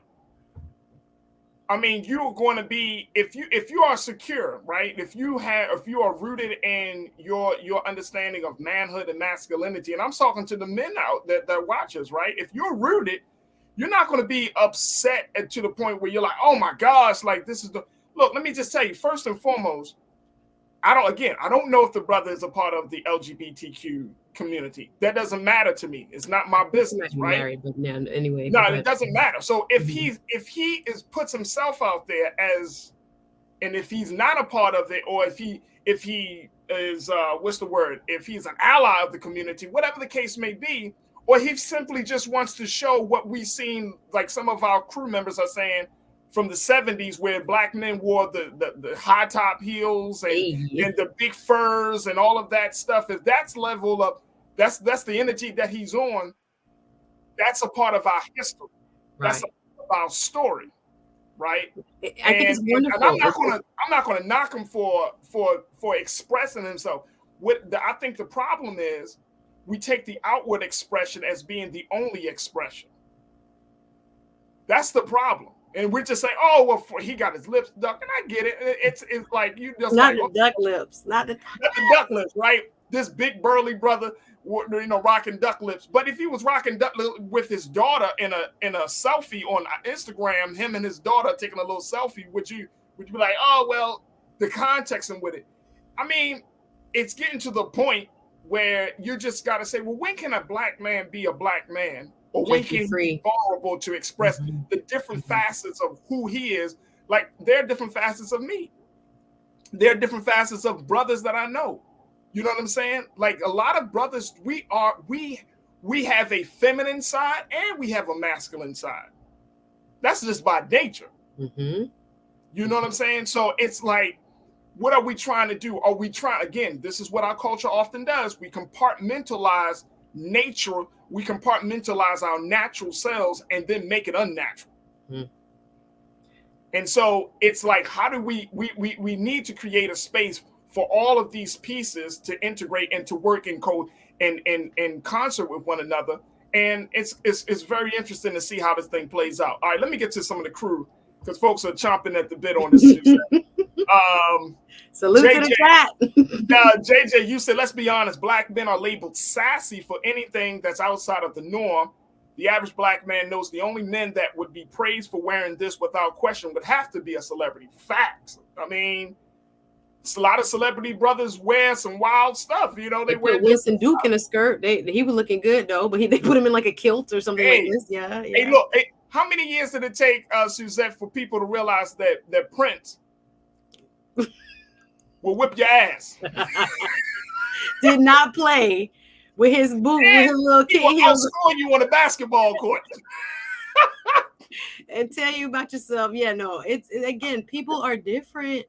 And we are so, again, sensitive to attacks on masculinity that we are sometimes, although maybe unintentionally limiting brothers from being able to express different sides of themselves. And immediately attacking it is going to make sure that they don't. And I don't know if that's a good thing. Is where I would kind of I hear you. Let's go back to the crew. Karen Coffee Colton. Karen, you bring up an excellent point. You say if you look at the pics in the 70s, black men were wearing shoes with heels, crop top tees, and capes, and were considered masculine. That was the culture. That was the style back then. Absolutely. Yes. I went to the museum in Baltimore, the Reginald F. Lewis Museum. They had an exhibition where they looked at the different fashion styles of black men in particular. And there was a time in the early 1900s where black men would wear these very loud, vibrant colors. And guess what they would call themselves, Suzette? What? Dandelions. Dandies, yes. I'm a Yankee Doodle dandy. That's what dandies. Y'all take a look at the history. And these were brothers that wore very now they didn't put makeup on, but they wore very clothes that they were well kept men. I know what you mean. And they were dandies. Exactly. Yeah. You know what I'm saying? So when I think about the fashion side of it, you know what I mean? And these were black men. They came from the streets, but they expressed themselves in a very, very specific way. So Karen, you are absolutely right. Thank you for checking in. Real Brooklyn, my guy, you said, simply put, dude is comfortable getting that paycheck to wear that Dennis Rodman robe. Shout out to Keeping It Real, Brooklyn. Dennis Rodman, he's not even and Dennis Rodman will say he's very comfortable in his skin. Yeah, and I think this is something, right? Like, even as I grow, and this might be the wrong view, but when I look at a person like a Dennis Rodman and all that he went through and how he expresses himself, there's an authenticity there that I can appreciate from a Dennis Rodman, right? There's something there that you could be like, he's authentically being Dennis Rodman. Mm-hmm. And I think that for black men, that's the place that we want to go. We want us to not be caricatures or stereotypes. We want us to be who we are. Yeah. We want us to be who we are. Real Brooklyn, I appreciate you. Willie, you said, I'm not going to lie, Farajii, when I first saw the Riri photo, I felt like it feminized Rocky, but when I saw that Jason Whitlock felt the same, I changed my mind. It's a great thing. Y'all so funny. You don't want to have the same view as Jason Whitlock. I feel you. That's hilarious. We're gonna talk about that in a few moments. My guy Willie, thank you. Conscious Thoughts, you say, here is the question: who controls the images and projections of how we are viewed and how we view ourselves? Well, it's a twofold. Traditionally, it has been white media, right? It has been that narrative, but I think more and more of us, we're pushing forward. And again, for Jonathan Majors to put on a piece like this, right? We have to ask, well, who picked that photo? He he didn't pick. I'm sure he picked it. I'm sure he was a part of that decision-making process. They didn't say, hey, Jonathan, you better put this photo. Because they're actually, when you go through the article, he has other photos. He has a photo of him in boxers with the. Y'all got that one with the flowers with the roses. At least we got to pull up that one when you get a chance. See if you can find that. Look at that. Look at that. At least maybe hold off because Happy Valentine's. That was when he was with them boxers. Just saying that was another beautiful piece of art. But this is doing what it's designed to do, though, Farajii. Spark conversation. It's beautiful that it's invoking this type of conversation. Yeah. So we have to be again very mindful that while there are forces that may want to stifle how we think of ourselves, I think the goal is to allow people to be fully expressed, whichever way that looks like. And that's not necessarily to say everybody is a part of necessarily the queer community or anything like this, but I do think we have to, whatever range, even if you're talking about a cisgender heteronormative man, he's going to have a range of how he presents himself, right? So it is it is definitely an envelope pushing cover for Ebony. I think, again, some people were in love with it. Other people are like, nah, look at this agenda. So, but see, here's my only thing. And I mean, this might just because we are on this space, right? This platform. Are there men that are in the community, that are in our community? And even though the article says, Jonathan, he says in this article that he is not gay. He's not a part of the LGBT. No, I don't think he is. He said it's not a gay. So at least thank you. But are there gay men in the Black community? 100%. And if you think about the roles he's played, they have been hyper masculine. So in his representation in his art, he has shown the kind of broader spectrum of what Black masculinity can be. So this is just one. That's a great point. And that could be part of the reason why he decided to do the shoot the way he is, because he's been showing these hyper masculine roles. Super hyper masculine. Like when we watch Creed, which I'm going to watch. I can't wait. I can't wait either. When we see Creed and we see him busting up, well, we know why you can't wait. We pull up on the block. He'd be like, hey, you remember me? You remember me? Again, but we're used to that type of interplay. We're not used to this. So, yeah. Right. And so I think but I'm going to get back to, are there gay men in the community? Yes, 100%. There is. 100%. You see what I'm saying? And can we keep rejecting people because of how they want to express themselves? I mean, you can, but at the end of the day, what good is that going to do? What good is that? How does that bring us closer together? And I'm talking about in a very, very fundamental way, right? Because you're still a Black man. You're still suffering the same level of oppression and tyranny that I'm suffering from. You're still going through that whole thing. So why can't we just look at a person? And I get it. Because we say, but there are elements of our cisgender heteronormative behavior that might offend somebody else. Yeah. How many people say that they're Christian or they're religious, Muslim, when the case may be, but then their actions, you'd be like, damn,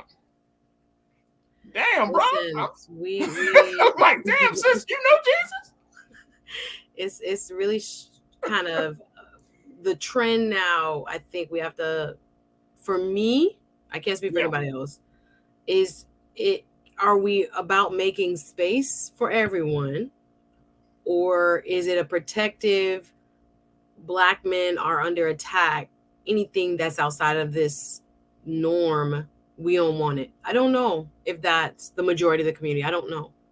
Absolutely. Like I said, we had many people, again, that fell in love with this cover, others that were just disgusted and upset with it. But again, it did what art is beautiful, what art can do, which is to make people really think and spark these conversations. So I think we as a community definitely have to kind of dig a little deeper and talk to people who feel different ways about this, and maybe we'll learn from one another. Absolutely. Lana, you checked in and said, I'm sorry, I'm judging, but you can be alpha and artistic and not duck lips and thigh high boobs. It's jean boots. The boots go all the way up the jean. He got to put them on. I get trust and believe. I get it. I love it. I thought, look, you know what I'm saying? Like on this platform, I get it. We can kind of express ourselves as long as we respectful. But I think there is underneath all of this is a certain level of fear, right? And when we come forward from the break, I'm gonna talk about this fear, and I want to get your take on this, Suzette, because we're operating out of fear instead of operating out of a space of love, right, with each other. And if there is a problem about Black masculinity, we all know where it stems from. It stems from our experience with the transatlantic slave trade, being in chattel slavery, breaking us down, right? But more importantly, it now requires us to take ownership of the things that we are responsible for and have done to each other. So we can't talk about Black men need to be a certain way until Black men actually decide to step up in some way, right? Like if you're going to talk about how much of a man you are, then do what men do. Don't walk out on your family. If that doesn't work out, still be there for your children. If you're going to talk about what means being a man, then do something in your community. Don't just sit on the sideline when you see injustice. Like, do what men are supposed to do. If a man is supposed to guide, to protect, a man is supposed to provide, then do that. Then there won't be no conversation about masculine and being a man. But the reason we're having these conversations is because Black men, unfortunately, we have been broken. So we've been taken away from doing the natural thing. We're being lambasted for the unnatural expression. But how do we get out of that? Get back to the natural self. And I feel like that's the other part of this conversation. Susanna, we gotta take a break. We gotta take a break. We gotta take a break. Look, when we come forward, let's talk about Rihanna and A$AP Rocky. We're gonna show you that one as well and have a conversation. Stay with us. A lot to talk about here on the culture on the Black Star Network.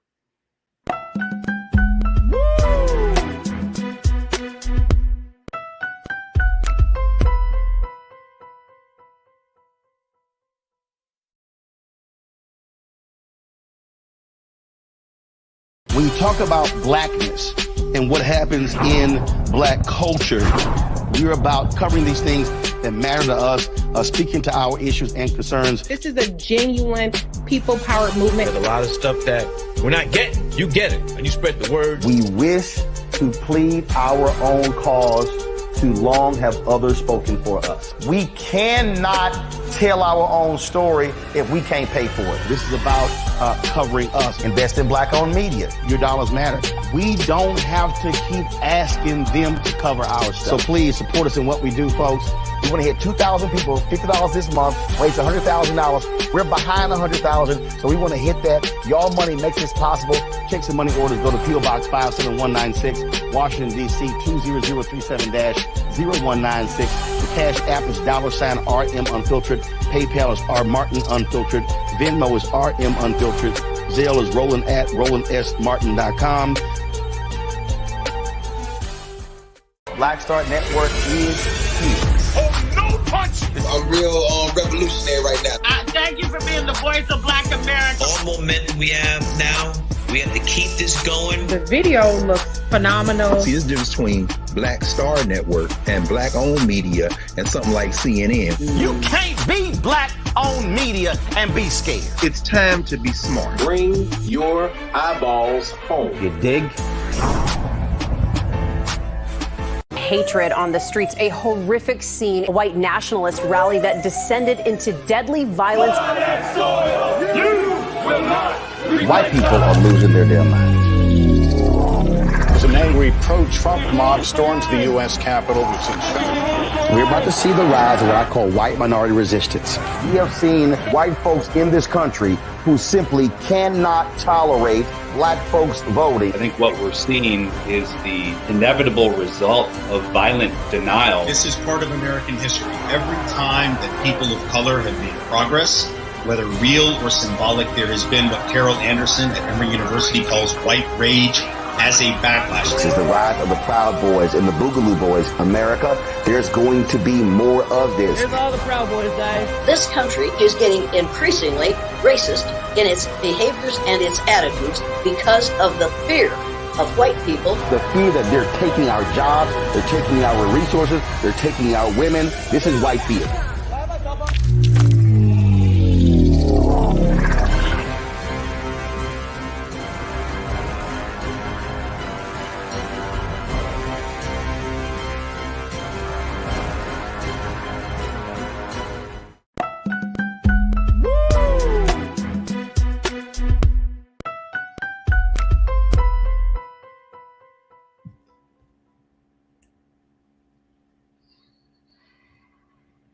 All right, folks, welcome back to the show. We've been talking to my sister Suzette Speaks, talking about redefining Black masculinity and femininity. And I want to bring my sister Suzette back into the frame.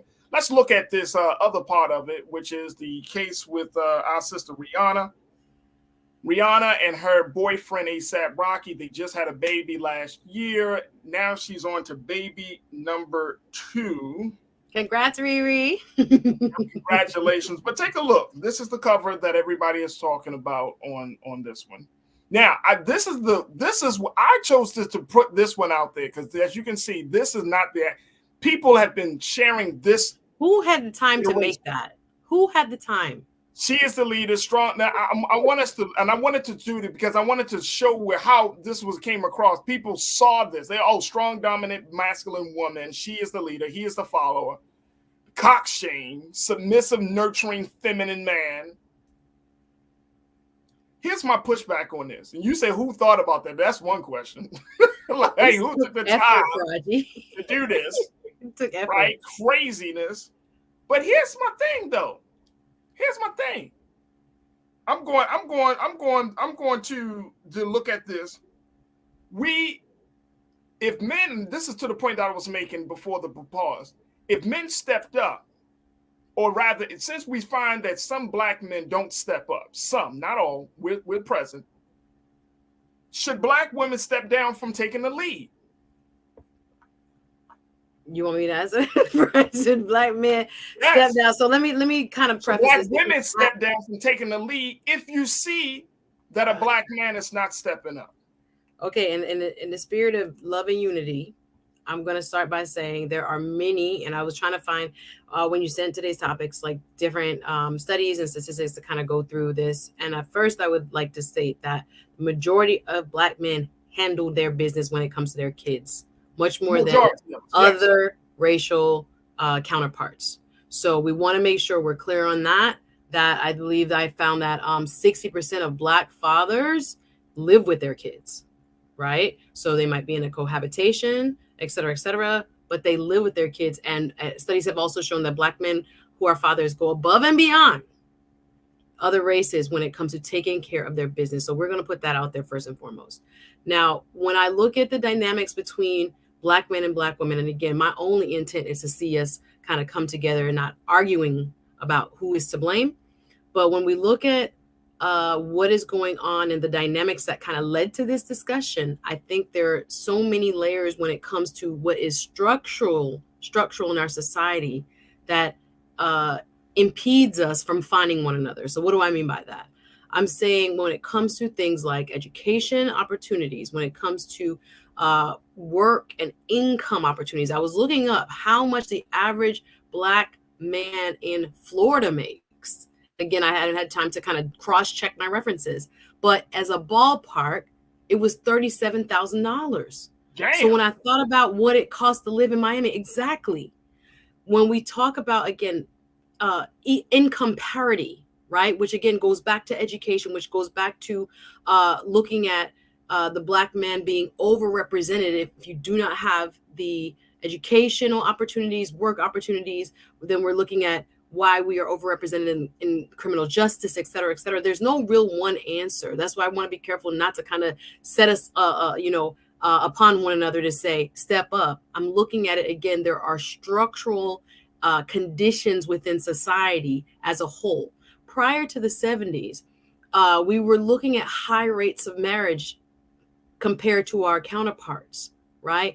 I want to dispel the myth that culturally, we are not necessarily pro-marriage. We were or have been, right? Yeah. Until recently when we started looking probably to the end of the 70s, right? We're looking at the drug war, and we're looking at how drugs were infiltrating our communities because we didn't have no plane to fly them in on, but came here to the United States, particularly to economically deprived areas.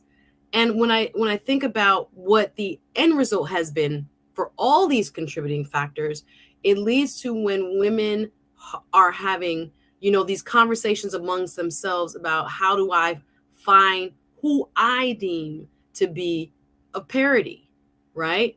So when we're looking to bring it back to Rihanna's picture, right? So there's this underlying kind of conversation happening between us that we know about. And again, when we see the photo, not to say people necessarily can't have an opinion without feeling a triggering experience looking at it, but for both men, and I can't speak for men, but how they will feel they are not, in a sense, regarded in our community or regarded by society as a whole. They're not rated, the way they should be or respected the way they should be. The conversation then starts to emerge. Well, look at this as a symbol of where we are with our women. And I think that's a dangerous thing to do, to let one picture kind of start to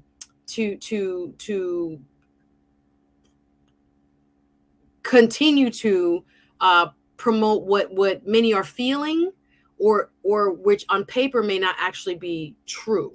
I don't know if that's clear on that last part. So no, I get you. 37% of Black women have never been married, right? And look, the majority of Black men have never been fathers either. Right. It's a small group having most of our kids. And right? So there's a lot of misnomers. Sorry, go ahead, Farajii. No, I was just going to say, you said 37% of Black women never been married. 70% of Black women hit the household in the Black community. 70%. This is nothing to do with. This is not like hearsay. This is fact. No, when it comes to children, the majority of children are born into households led by their mothers. Absolutely. Or by a mother figure, aunt, grandmom, mm-hmm. that type of figure, right? Could be a close friend of the family, but they're reared by women. 70% of those households, of our households in the Black community. That speaks volumes. Right? So I think that to that point, yes, you're absolutely right. But there's this thing that as if, and I didn't see this. I didn't see Rihanna saying, "Oh, I'm better than him." I see a man who's letting his wife or he's letting his significant other shine. That's what I saw. Farajii, the article was about Rihanna, and this was in British Vogue, guys, that, she just came off of having a baby, going back to work in a major way at the NFL, Super Bowl halftime show. She hadn't performed in as many years. This was an article about her. And again, going back to our prior conversation about Black masculinity, people took issue with the man not being in the front and holding the baby. What is wrong with a Black man showing affection and love? I think there's another, and this is not on this picture, but other pictures featured in the article where he's like cooing with the baby and people are upset. It's showing him cooing. What grown man who is a real dad and father to his child doesn't again experience moments where A, you have to be the nurturer, or B, you're gonna be the protector? Same thing with the woman. They have this spectrum there. People that won't date people like me, Farajii, because they say we too A-type and we want to control and we want to do all this. But no, you know what I learned about women like that? Women that y'all and I hate to use the word submit because that has it has negative connotation. Here we go. No, seriously, I hate to use the word submit, so I'm not going to use that. But y'all will allow a man to take the lead if he leads with wisdom. 100%. You see what I'm saying? Like if a man is showing that he has a brain in his head, right? He's not going to be able to think about everything. And if y'all, for all of my brothers out there that's watching this, y'all understand if y'all married and stuff, like, of course, we're not going to be able to figure everything out. But y'all, the women in your lives will be willing to follow if they have seen that you have a consistent pattern of making good decisions and that you know how to lead with wisdom. Loyalty, trust. You know what I'm saying? Loyalty, Wisdom. right? And Like you ain't gonna get Suzette on the Bobo. She a lawyer. She already heard We're it not all. playing games, Farajii. We already know what we can do. We're supposed to help one another. At the same time, it can be argued, we have some within our community that want people to pay, bills the first date, and some who want to do, again, it's a survival. Unlike, again, I'm looking for my life partner. Others are, again, looking for, we can go into deep conversations about the casual dating nature. Actually, my show on Saturday is going to be about dating broke, and what people expect on a first date. So right. Yeah, there are multiple layers to even that part of it. But I do think sometimes, again, we get so trapped in the stereotypes that anything that we think is beyond it can make us very uncomfortable, can make us feel like there's a greater agenda. Again, it's a large platform. And again, we don't often get these large platforms. So when we do, we want, the general, our community wants the best representation possible. There are many who still believe, again, to play, devil's advocate, that it would have been better if, ASAP was in the front, Riri was in the back, Riri was lower, he was bigger.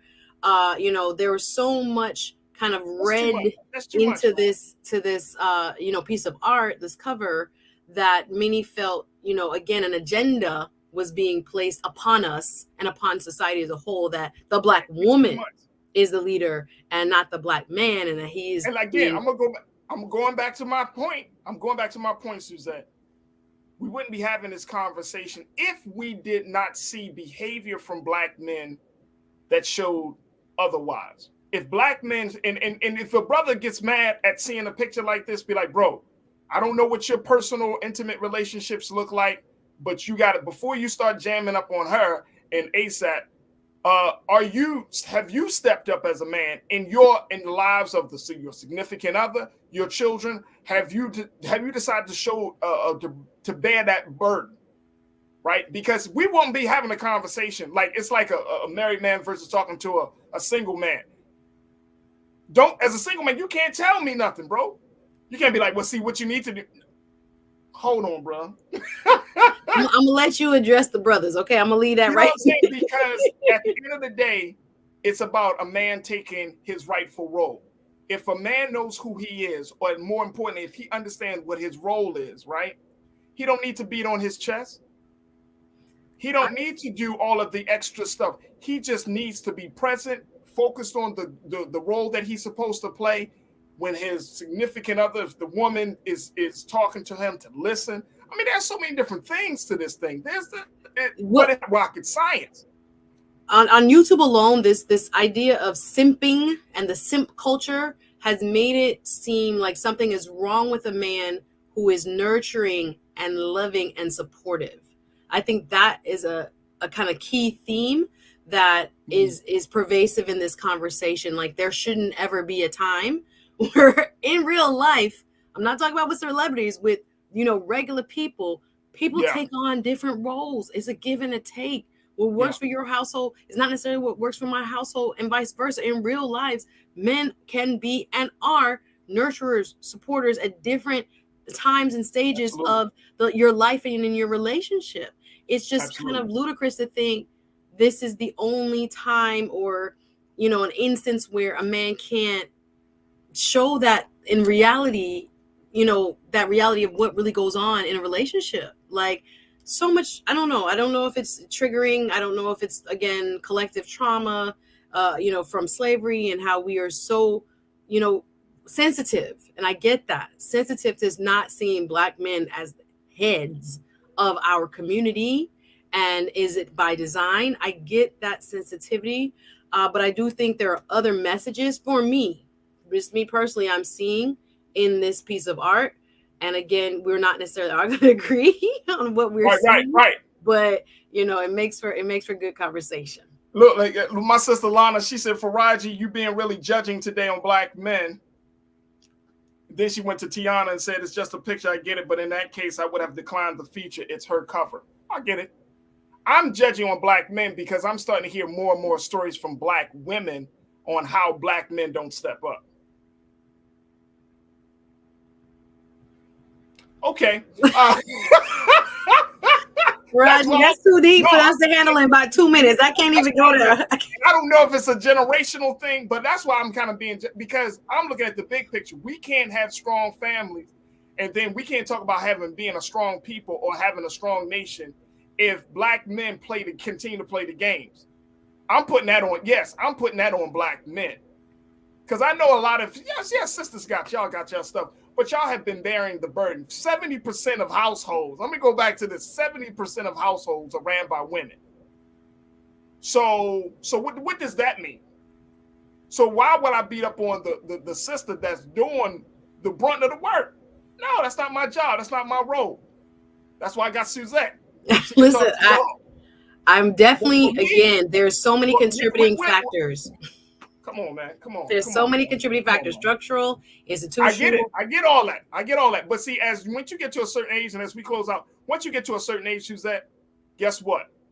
It's like the book say, you know what I'm saying? That once you grow up and you start to put away childish things, right? Childish ways. If you claim you a man, then be a damn man. All right, I've got to go, y'all. Stop all that bullshit, man. Stop all that. I'm a man. You don't take care of nobody. You don't feed nobody. You don't clothe nobody. You don't offer no woman nothing, but you claim you a man. Man, get the hell out of my damn face. It's a lot of men doing the right thing, but we got to go, Farajii. We got to go. Thank y'all. Check me out on my channel, though. I'll see you. Suzette Speaks. You always get me like this on Wednesday. It's your fault. Suzette, thank you. We got to go. Love you, Farajii. Thanks, everybody. Bye. All right, folks, that's going to do it for us. I thank you, each and one of you. I thank my team, Lise, Joel, thank my Keenan, thank my control room. Yo, make sure y'all follow us on all social media platforms at Black Star Network. And, of course, make sure y'all continue to support us. And make sure you follow me on social media at The Real Farajii on IG and Farajii on Twitter. I love to connect with you. Stay tuned. Up next is Roland Martin Unfiltered. As always, never be afraid to challenge what's wrong. Stand for what's right while being yourself in the process.